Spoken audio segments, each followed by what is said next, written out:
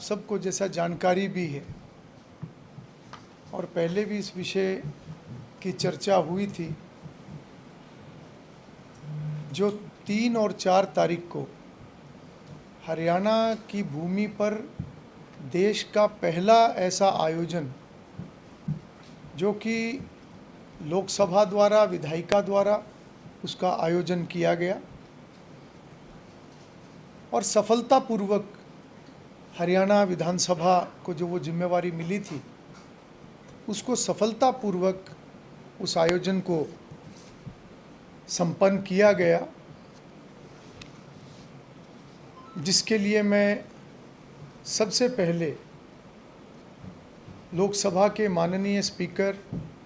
श्री ओम बिरला जी का आभार व्यक्त करूंगा कि उन्होंने ये जिम्मेवारी हरियाणा विधानसभा को दी और हरियाणा राज्य के लिए भी एक गर्व का विषय था कि ऐसा ऐतिहासिक सम्मेलन, एक ऐसी ऐतिहासिक पहल वो हरियाणा से हुई। इस सम्मेलन में लगभग 450 डेलीगेट्स पूरे देश भर से वो शामिल हुए, जिसमें विभिन्न प्रदेशों के अलग अलग नगर निगम, नगर निकाय, उनके मेयर, उनके चेयरपर्सन और साथ में हरियाणा प्रदेश के लगभग 55 विधायक उसमें शामिल हुए, जिसमें मंत्रीगण भी शामिल हैं। लगभग 10 सांसदों ने इसमें हिस्सा लिया और मुख्य रूप से जो इसका इनॉग्रल सेशन था, जो उसका शुभारंभ था, उस सत्र में माननीय लोकसभा अध्यक्ष श्री ओम बिरला जी और साथ में हरियाणा के लोकप्रिय मुख्यमंत्री श्री नायब सिंह जी उसमें शामिल रहे। हरियाणा सरकार के कई मंत्री गण उसमें शामिल रहे। हमारे deputy speaker doctor Krishnalal Middha ji उसमें शामिल रहे और अन्य सत्रों में जो प्रमुख लोग शामिल हुए, उनमें माननीय केंद्रीय मंत्री श्री मनोहर लाल जी, जिनका ये विभाग भी है सेंटर में, और एक अच्छा मार्गदर्शन उनसे इस विषय पर मिला, जहां एक और विधायिका को लेकर किस प्रकार से जो छोटी विधायी संस्थाएं हैं उनको अपना काम करना चाहिए, ये चर्चा लोकसभा द्वारा और ऐसे जो एक्सपर्ट्स, जो हमारे सीनियर लेजिस्लेटर्स, जिसमें माननीय लोकसभा अध्यक्ष, माननीय डिप्टी चेयरमैन राज्यसभा,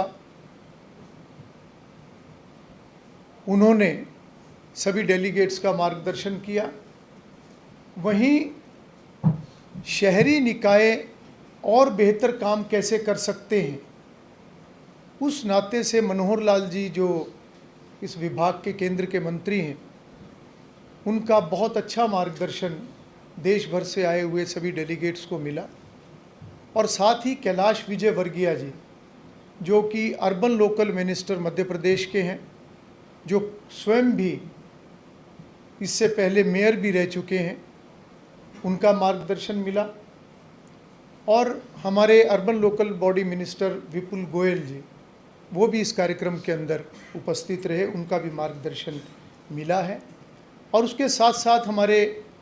दूसरे माननीय केंद्रीय मंत्री राव इंद्रजीत सिंह, वो इसमें शामिल रहे। साथ ही हरियाणा के माननीय राज्यपाल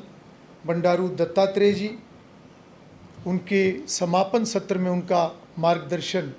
deputy chairman Rajya Sabha doctor Harivansh ji के साथ मिला।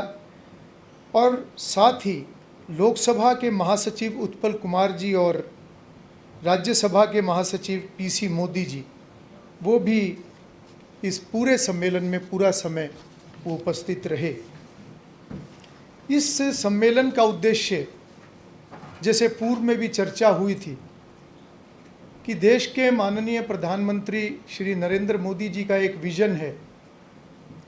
कि 2047 तक हमारा देश विकसित राष्ट्र हो और ये तभी संभव है जब हमारी विधायिकाएं, हमारा लोकतंत्र मजबूत हो और हमारी विधायिकाएं वो सही तरीके से एक्टिवली अपना कार्य करें। और उनका ये सोचना है कि एक देश एक विधायिका,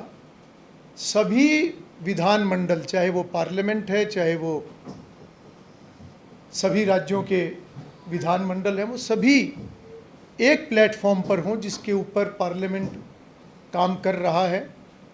आर्टिफिशियल इंटेलिजेंस के माध्यम से, आर्टिफिशियल इंटेलिजेंस बेस्ड टेक्नोलॉजी को बढ़ावा देते हुए इस प्रकार के एक प्लेटफॉर्म को बनाया जा रहा है जिसमें सभी विधानमंडल और देश की पार्लियामेंट वो एक प्लेटफॉर्म पर सभी राज्यों में चल रही अच्छी प्रैक्टिसेस, बेस्ट प्रैक्टिसेस को वो साझा भी करें और उनको अपनाने का काम भी करें। साथ ही ये उद्देश्य भी है कि पार्लियामेंट और राज्यों के विधानमंडलों के साथ साथ जितनी छोटी विधायी संस्थाएं हैं, जो हमारा एक 3 टियर सिस्टम है, वो सभी विधायी संस्थाएं भी प्रभावी रूप से कार्य करें, सशक्त हों, चाहे उसके अंदर नगर निकाय है या उसके अंदर पंचायती राज है या उसके अंदर सहकारिता को भी उस नाते से देखते हैं। क्योंकि लोकतंत्र में जो मूल रूप से अगर हम देखें तो चर्चा, संवाद जो हमारे लोकतंत्र की आत्मा है और हमारी संस्कृति का एक, मैं कहूँगा कि एक प्रमुख ये हिस्सा भी है। और आज तक हमने ये देखा है कि गांव जो कि सबसे छोटी इकाई होती है, वहाँ पे पंचायत का सिस्टम बहुत पुराना है। वहाँ पर भी गांव के कुछ प्रमुख लोग, जब पंचायतों का गठन भी नहीं हुआ था, उस समय में भी हमारे जो पूर्वज हैं, हमारे जो बुज़ुर्ग हैं, वो गांव में ऐसे बैठकर समूह में चर्चा करके गांव के बड़े बड़े मसलों का हल किया करते थे। और वो प्रथा आज भी जारी है। देश के माननीय प्रधानमंत्री नरेंद्र मोदी जी का ये सोचना है कि चर्चा जितनी सार्थक होगी, संवाद जितना बढ़ेगा, विशेष रूप से विधायी संस्थाएं सही प्रक्रियाओं को अपनाते हुए जितना चर्चा करेंगी, उतने ही अच्छे समाधान होंगे, उतने अच्छे समाधान निकलेंगे और अच्छे निर्णय लिए जाएंगे। उस नाते से ये सम्मेलन ऐतिहासिक है, क्योंकि उस दिशा में ये पहला कदम लोकसभा विधायिका द्वारा ये उठाया गया है। और इसमें शुरुआत में नगर निकायों को इसमें ये शुरू में इन्वॉल्व किया गया है। आने वाले समय में बाकी की जो विधायी संस्थाएं हैं, चाहे वो पंचायती राज है या अन्य इस प्रकार के समूह, चाहे उसमें महिलाओं का समूह है, सेल्फ हेल्प ग्रुप्स हैं, जो कि बैठकर निर्णय करती हैं, चर्चा करती हैं और चर्चा करके अपनी प्लानिंग करती हैं कि किस प्रकार से सेल्फ हेल्प ग्रुप्स वो एक आमदन का ज़रिया बने और महिलाओं की आमदन बढ़े। महिलाओं की आमदन बढ़ने से परिवार की आमदन बढ़ती है, और जितना महिला वर्ग आर्थिक रूप से मजबूत होगा, उतना ही समाज मजबूत होगा। तो उस नाते से विधायिका की जानकारी समाज के हर वर्ग में जाए, उसके लिए हम आने वाले समय में महिलाओं के भी सम्मेलन करेंगे, युवाओं के भी सम्मेलन करेंगे। युवाओं में मुख्य रूप से जो स्टूडेंट्स हैं, छात्र हैं, उनको इसमें इन्वॉल्व किया जाएगा ताकि उनको भी विधायिका की जानकारी हो और उनके अंदर भी एक संवाद का भाव इस प्रकार से पैदा हो कि कोई भी विषय है वो सार्थक चर्चा के बिना अच्छा समाधान नहीं निकल सकता। तो इस दिशा में माननीय लोकसभा अध्यक्ष श्री ओम बिरला जी ने जो इस सोच को आगे बढ़ाने का काम किया है, वो निश्चित रूप से बहुत सराहनीय है। और इस सम्मेलन के अंदर जहाँ विधायिका की चर्चा हुई है, वहीं पर हर राज्य में जो भी बेस्ट प्रैक्टिसेस अपनाई जा रही हैं, उनके ऊपर भी चर्चा हुई। और 5 देश के ऐसे शहर जहाँ के नगर निगम, वहाँ के मेयर, वहाँ के जो कमिश्नर उन्होंने जो प्रेजेंटेशन वहाँ पर दी, चाहे वो सूरत है, चाहे लखनऊ है, चाहे विशाखापट्टनम है, इस प्रकार से वहाँ की बेस्ट प्रैक्टिसेस भी वहाँ पर साझा की गई है। और उसके अंदर किस प्रकार से वो टेक्नोलॉजी का इस्तेमाल कर रहे हैं, किस प्रकार से बजट पर वो चर्चा करते हैं, किस प्रकार से स्वच्छता और कचरा प्रबंधन में उन्होंने एक अच्छे कदम उठाए हैं, किस प्रकार से वो पर्यावरण के ऊपर काम कर रहे हैं, किस प्रकार से वो वाटर ट्रीटमेंट के प्रोजेक्ट्स उन्होंने लगाए हैं। ना केवल उन्होंने पर्यावरण को बेहतर किया है, बल्कि उन्होंने उसके माध्यम से कैसे अपने निकायों की आमदन को बढ़ाया है। ये सब विषयों के ऊपर वहाँ पर चर्चा हुई है और निश्चित रूप से इससे सभी देश भर से आए हुए जितने प्रतिनिधि थे उनको लाभ हुआ है और वो अपने अपने राज्यों में जाकर इन प्रैक्टिसेस को वो भी अपनाने का काम करेंगे। हरियाणा प्रदेश की तरफ से जो एक मेज़बानी वहाँ पर हुई, उसकी भी काफ़ी प्रशंसा सभी आए हुए डेलीगेट्स द्वारा की गई। सभी प्रकार के इंतज़ाम वहाँ पर थे, चाहे ठहरने का इंतज़ाम था, चाहे ट्रांसपोर्टेशन थी, हेल्प डेस्क थे, मेडिकल की व्यवस्था थी, सांस्कृतिक कार्यक्रम का आयोजन किया गया जिसमें हरियाणा की जो हमारी सांस्कृतिक विरासत है उसका भी वहाँ पर प्रदर्शन हुआ, जिसको देश भर से आए हुए सभी डेलीगेट्स ने काफ़ी सराहा है। हरियाणा जो कि एक ऐसी पावन भूमि जो भगवान श्री कृष्ण की है, तो गीता का उपदेश और किस प्रकार से उसके ऊपर भी वहाँ पर प्रदर्शन हुआ और जो मटेरियल उनको प्रोवाइड कराया गया उसमें न केवल भारत का संविधान बल्कि गीता भी सभी आए हुए डेलीगेट्स को वो भी जो है वो प्रेजेंट की गई। साथ ही जो भी विधायिका से जुड़ा हुआ एक बेसिक इन्फॉर्मेशन के नाते जो मटेरियल होता है वो भी उनको प्रोवाइड कराया गया ताकि वो जाके उसका अध्ययन करें, वो उसको पढ़ें और उनकी रुचि विधायिका की तरफ बढ़े। कुछ अच्छे सुझाव हमारे डिग्निटरीज़ की तरफ से भी आए हैं, जैसे कि एक विषय ये आया है कि जिस प्रकार से पार्लियामेंट और विधानसभाओं के अंदर स्पीकर के पद की व्यवस्था है, ये एक ऐसा पद है जिससे अपेक्षा की जाती है कि वो सदन को एक न्यूट्रल तरीके से वो उसका संचालन करे और सदन जितना बेहतर चलेगा उतना ही अच्छा संवाद होगा, उतने ही अच्छे कानून बनेंगे, उतनी अच्छी पॉलिसीज़ बनेंगी। तो ये भी एक सुझाव आया है कि बाकी राज्यों के अंदर जो निकाय संस्थाएं हमारी हैं, जो छोटी विधायी संस्थाएं हमारी हैं, उनके अंदर भी इस प्रकार की व्यवस्था बनाई जाए। और ये सुनकर हमें बहुत खुशी हुई कि मध्य प्रदेश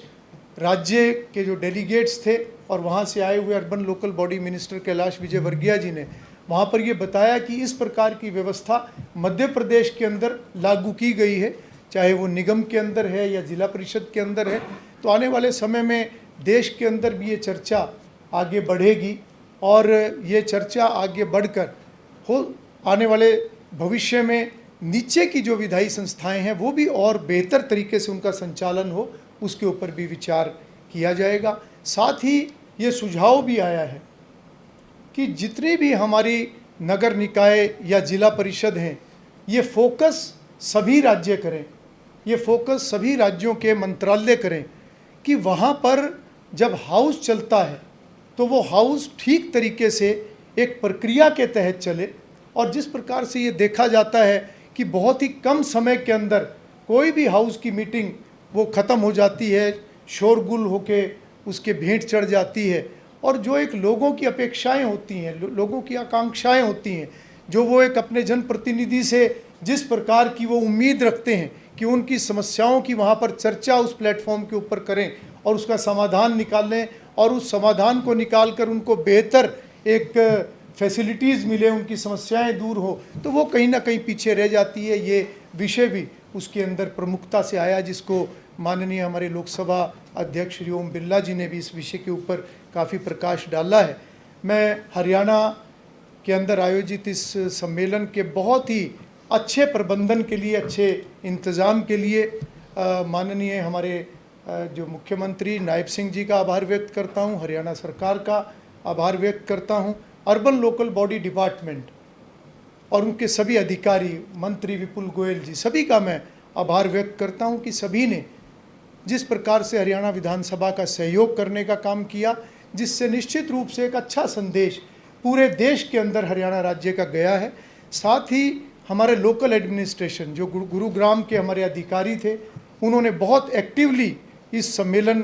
को सफल बनाने के लिए कार्य किया है। अर्बन लोकल बॉडी में चाहे वो मानेसर नगर निगम है, गुरुग्राम नगर निगम है, सभी अधिकारियों ने बहुत बेहतरीन कार्य किया है। साथ ही पब्लिक रिलेशन डिपार्टमेंट, जिन्होंने सांस्कृतिक कार्यक्रम और अन्य इस प्रकार से जो हरियाणा को एक और अच्छे तरीके से पूरे देश के सामने लाने का काम किया है, मैं उनका भी आभार व्यक्त करता हूं। और साथ ही हरियाणा विधानसभा के सभी अधिकारी और लोकसभा के सभी अधिकारीगणों का भी मैं आभार व्यक्त करता हूं, जिन्होंने बहुत अच्छे तरीके से इन सभी कार्यों को आगे बढ़ाने का काम किया है। लगभग 90 नोडल अधिकारी, चाहे वो हरियाणा विधानसभा से थे या वो हरियाणा सरकार की तरफ से थे, उनको ये जिम्मेवारियां सौंपी गई थी। और आने वाले समय में इस प्रकार के सम्मेलन जो विधायिका को और आगे बढ़ाने का काम करेंगे, विभिन्न वर्गों के अंदर विधायिका से जुड़े हुए विषय, ये जानकारियां आम जन तक पहुँचें, जन जन तक पहुँचें, संविधान की मूल भावना से लोग एक रूबरू हों और उनके अंदर एक जिम्मेवारी का भाव आए, वो एक बेहतर नागरिक के नाते अपनी जिम्मेवारियों को निभाएं। इस विषय को लगातार हम आगे बढ़ाएंगे। हरियाणा विधानसभा जो पटना सम्मेलन के अंदर जो प्रस्ताव पारित हुए थे, निश्चित रूप से उनके ऊपर आने वाले समय में कार्य करेगा, जिसके लिए हमारे मुख्यमंत्री नायब सिंह जी ने बजट भाषण के अंदर भी इसका उल्लेख किया था। हम इन सभी विषयों को मिलकर आगे बढ़ाएं। जिस तरीके से संस्थाओं को काम करना चाहिए, और अगर वो संस्थाएं उस तरीके से काम नहीं करती तो उसका नुकसान आमजन को होता है। परंतु ये भी सही है कि जब कमियां होती हैं, सुधार की गुंजाइश भी वहीं से होती है। अगर इतने बड़े स्तर पर माननीय प्रधानमंत्री एक इनिशिएटिव ले रहे हैं, एक उनकी सोच है, वो इसी कारण से है कि हर स्तर पर अगर कमी है तो उस कमी को दूर करना है। ये बात भी सही है कि ये प्रयास जो शुरू हुए हैं माननीय लोकसभा स्पीकर ओम बिरला जी द्वारा, सभी राज्यों के विधानमंडलों द्वारा, इनमें प्रयास बहुत करने पड़ेंगे। और प्रयास करने के बाद रिजल्ट कितना आएगा उसका हम आकलन अभी नहीं कर सकते। परंतु ये सही है कि एक अच्छी शुरुआत जब भी होती है, निश्चित रूप से उसके रिजल्ट आते हैं, चाहे वो देर में आए, परंतु कोई भी विषय, अच्छा विषय, उसकी शुरुआत होनी जरूरी है। मुझे खुशी है कि देश की विधायिका ने और हरियाणा विधानसभा ने इस विषय को आगे बढ़ाया। हमारी लोकल बॉडीज़, जितनी भी ये संस्थाएं हैं, ये इंडिपेंडेंट बॉडीज़ हैं और सभी से ये अपेक्षित है कि वो अपने बजट की बेहतर प्लानिंग करें, अपनी आमदन को बढ़ाने का काम करें, और जो भी आमदन है जब वो विकास के नाते, योजनाओं के नाते लोगों के लिए खर्च होता है तो वो ठीक तरीके से खर्च हो, उसकी समीक्षा करना, उसका ध्यान रखना भी इन्हीं प्रतिनिधियों का काम होता है। तो मैं समझता हूँ कि जिस तरीके से गुड प्रैक्टिसेस वो इस सम्मेलन में उनकी चर्चा हुई है, वो साझा हुए हैं, तो बहुत से ऐसे डेलीगेट्स हैं जिन्होंने समापन के बाद जब पार्लियामेंट के अंदर जो एक भ्रमण सभी डेलीगेट्स का हुआ और जो इंटरेक्शन माननीय लोकसभा अध्यक्ष के साथ उनकी हुई, तो बहुत सारे राज्य के जो प्रतिनिधि, इस प्रकार से निकायों के मेयर और चेयरपर्सन आए हुए थे, उन्होंने इस बात को कहा है कि वो जाने के बाद ऐसी गुड प्रैक्टिसेस को लागू करने का प्रयास करेंगे और वो इस बात का प्रयास करेंगे कि उनके जो निकाय हैं वो और बेहतर काम करें और वो सबसे अच्छे निकायों में वो शामिल हो। तो एक शुरुआत से कहीं ना कहीं मोटिवेशन भी मिलता है और जानकारी बढ़ने से एक रास्ते भी आगे के खुलते हैं। पर यह भी सही है कि कोई भी कार्य जन भागीदारी के बिना सफल नहीं होता और जन भागीदारी कहीं ना कहीं जनप्रतिनिधियों के ऊपर वो निर्भर करती है कि जितना जनप्रतिनिधि अच्छे तरीके से अपना कार्य करे, जितना जनप्रतिनिधि एक्टिव होगा और जिस प्रकार से वो लोगों के अंदर जागरूकता, लोगों को एजुकेट करना, लोगों को विषय का के बारे में बताना, व्यवस्था की जानकारी देना, तो निश्चित रूप से लोग भी उसमें सहयोग करते हैं। और मुझे लगता है कि ये जो एक नई पहल है, इसके अच्छे रिजल्ट पूरे देश भर में आएंगे। इस तरह के प्रस्ताव भी आए हैं और उन प्रस्तावों का सभी आए हुए डेलीगेट्स ने अनुमोदन भी किया है। और उन्होंने इस बात को, जैसा मैंने बताया, उन्होंने कहा कि हम और अच्छी प्रैक्टिसेस हम उनको फॉलो करेंगे। हमारा उनका ये प्रयास रहेगा कि जो भी एक निकाय संस्थाएं हैं वो एक बेहतर एक प्रक्रिया के तहत वो अपना कार्य करें। जन भागीदारी बढ़ाने के ऊपर भी सभी ने इस सम्मेलन में हामी भरी है और एक बजट पर चर्चा, विकास पर चर्चा, अपने शहरों का एक विकास का खाका, उसके एक डेवलपमेंट प्लान तैयार करना, उसके ऊपर चर्चा करना, ये सभी विषयों के ऊपर सभी ने सहमति जताई। हमारे देश की ये खूबसूरती है कि इतनी विविधताओं के बाद भी देश की एकता, ये कहीं ना कहीं हमारे संविधान की खूबसूरती है, जो हमारी संस्कृति है, जो हमारी एक देश जो एक सूत्र में बंध कर आगे चलता है। और ये एक ऐसी विविधता भी है, चाहे वो खान पान की है, चाहे वो बोली की है, भाषा की है या कल्चर की है, ये इस प्रकार का हम देखते हैं। परंतु जहाँ तक हिंदी का विषय है, हिंदी एक हमारी राष्ट्रीय भाषा है। राष्ट्रभाषा का सम्मान और साथ ही साथ राष्ट्रभाषा ज़्यादा से ज़्यादा अपनाई जाए, ये सभी नागरिकों की ये जिम्मेवारी और सभी राज्यों की ये जिम्मेवारी बनती है। ये सही है कि कुछ राज्यों में, क्योंकि वहाँ हिंदी का प्रचलन बहुत अधिक नहीं है, तो वहाँ पर इस प्रकार के विषय उठ जाते हैं। मैं उसको कमी नहीं कहूँगा, मैं ये कहूँगा कि जब हम विधायी संस्थाओं को सशक्त करने की बात करते हैं, जिसके लिए ये पहल भी है, तो अगर विधायी संस्थाएं दो तरीके से मैं उसे देखता हूँ। नंबर एक, वो विधायी प्रक्रिया को फॉलो करें। विधायी प्रक्रिया को अगर वो फॉलो करेंगे तो निश्चित रूप से चर्चाएं अच्छी होंगी और सही तरीके से होंगी, नियमों के हिसाब से होंगी। साथ ही साथ जनप्रतिनिधियों के अंदर ये गंभीरता हो कि सदन के अंदर अगर वो हैं तो सदन के अंदर वो जनता के प्रतिनिधि के नाते हैं। हम जनप्रतिनिधि के नाते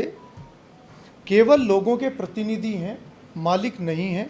ये भाव हर जनप्रतिनिधि के अंदर होना जरूरी है। ये भाव और ये जिम्मेवारी, ये सोच अगर जनप्रतिनिधियों में होगी तो निश्चित रूप से सदन के अंदर वो विषय पर बात करेंगे, लोगों के विषयों पर बात करेंगे, लोगों की समस्याओं की चर्चा करेंगे, उनके समाधान की चर्चा करेंगे, विकास के नाते लोगों को और क्षेत्र को क्या ज़रूरत है उसकी चर्चा करेंगे। यही प्रयास जारी है। मुझे लगता है कि पिछले वर्षों में